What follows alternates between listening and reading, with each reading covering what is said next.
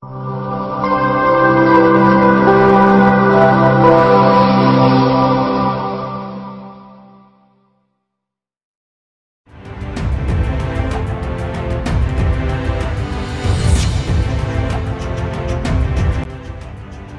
Timnas Indonesia lolos ke putaran final Piala Asia 2023 mendapat sorotan media Qatar. Keberhasilan Indonesia mengalahkan Kuwait di babak kualifikasi dianggap sebagai kekecewaan besar. Dalam babak kualifikasi putaran ketiga Piala Asia 2023, Timnas Indonesia secara mengejutkan mengalahkan Kuwait yang menjadi tuan rumah pada 8 Juni 2022. Ketika itu tim asuhan Shin Tae-yong menang 2-1 lewat gol Mark Klok dan Rahmat Irianto. Timnas Indonesia kemudian lolos ke putaran final Piala Asia 2023 sebagai runner-up grup A mendampingi juara grup Yordania. Media Qatar, Doha News, menyebut kegagalan Kuwait lolos ke Piala Asia 2023 yang akan berlangsung di Qatar pada akhir tahun ini merupakan salah satu kekecewaan terbesar. Pasalnya Kuwait merupakan salah satu tim besar di wilayah Arab dan tim tersukses di ajang Gulf Cup atau Piala Teluk Arab dengan torehan 10 gelar. Kuwait telah memenangi 10 dari 24 piala teluk sebelumnya, tetapi dalam beberapa tahun terakhir, mantan tim besar sepak bola ini tertinggal dari tim-tim yang biasa dikalahkannya. Kegagalan lolos ke Piala Dunia 2022 memang sudah diprediksi, namun gagal lolos ke Piala Asia 2023, terutama kekalahan mereka di kandang dari tim muda Indonesia, sangat mengecewakan, tulis Doha News. Indonesia merupakan satu dari 4 tim Asia Tenggara yang berhasil lolos ke putaran final Piala Asia 2023, bersama Thailand, Vietnam, dan Malaysia. Ini adalah kali pertama sejak 2007 Timnas Indonesia lolos ke Piala Asia, dan pertama sejak 2004 lolos lewat jalur babak kualifikasi. Hingga saat ini jadwal pasti Piala Asia 2023 di Qatar belum dirilis. Muncul kabar turnamen akan digelar Desember-Januari 2024. Namun belakangan ada pihak yang menyebut Piala Asia 2023 akan digelar Januari 2024. Media asal Malaysia, Phuket FC menyarankan salah satu pemain andalan tim nasional Marcelino Ferdinand untuk cabut dari Persebaya Surabaya. Sebab menurut media tersebut, Marcelino akan sangat cocok jika bermain di salah satu klub yang tampil di Liga Super Malaysia. Timnas Indonesia gagal mengakhiri dahaga prestasi pada Piala AFF 2022 silam. Namun begitu, performa Marcelino tetap menuai decak kagum. Di usianya yang baru menginjak 18 tahun, Marcelino sudah menjadi tulang punggung Timnas Indonesia di Piala AFF 2022. Pemain Persebaya Surabaya itu pun tampil 5 kali dan membukukan 1 gol dan 1 assist. Pesonanya di Piala AFF 2022 mengundang sorotan media Malaysia, Phuket FC. Dalam listikel pemain rival Timnas Malaysia yang layak berkarier di klub negeri jiran, media tersebut mengucap bujuk rayu kepada Marcelino. Marcelino menyabet penghargaan pemain muda terbaik edisi kompetisi 2022. Berposisi sebagai gelandang serang, pemain ini memiliki kecepatan dan kualitas passing yang cukup baik, tulis Phuket FC dalam listikelnya, Kamis, 19 Januari 2023. Pemain berusia 18 tahun ini juga masuk dalam daftar 60 pemain muda potensial versi surat kabar ternama, The Guardian, media Inggris, sambung media tersebut. Marcelino menjadi pemain muda yang konsisten dan cukup dewasa dalam permainannya.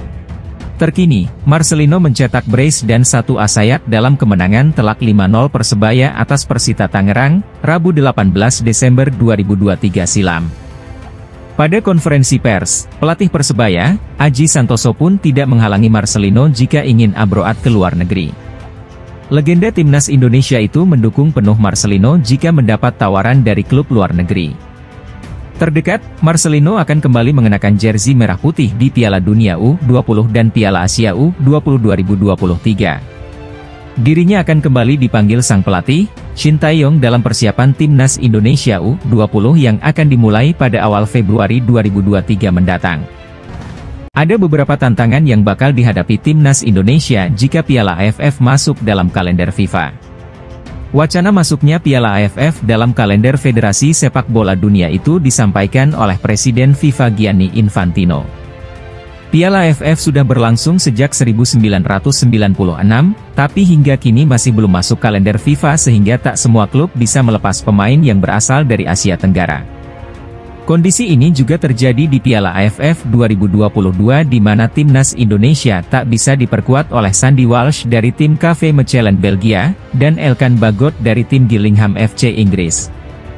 Infantino yang menyaksikan leg kedua final Piala AFF 2022 antara Vietnam versus Thailand, menilai kejuaraan antar negara Asia Tenggara itu bisa menjadi event besar karena modal pendukung yang berjumlah ratusan juta orang. Di satu sisi, masuknya Piala AFF akan sangat menguntungkan buat para peserta di Asia Tenggara karena kejuaraan ini akan semakin resmi dan bergengsi. Namun di lain sisi, masuknya Piala AFF ke kalender FIFA bakal menghadirkan sejumlah tantangan buat timnas Indonesia. Pertama, lawan makin tangguh, terutama Filipina. Dengan masuknya Piala AFF ke kalender FIFA, maka lawan yang akan dihadapi timnas Indonesia akan semakin tangguh karena persiapan setiap tim bakal semakin matang. Terlebih, masuknya Piala AFF ke kalender FIFA bakal memperbesar kemungkinan pemain untuk bisa membela negaranya.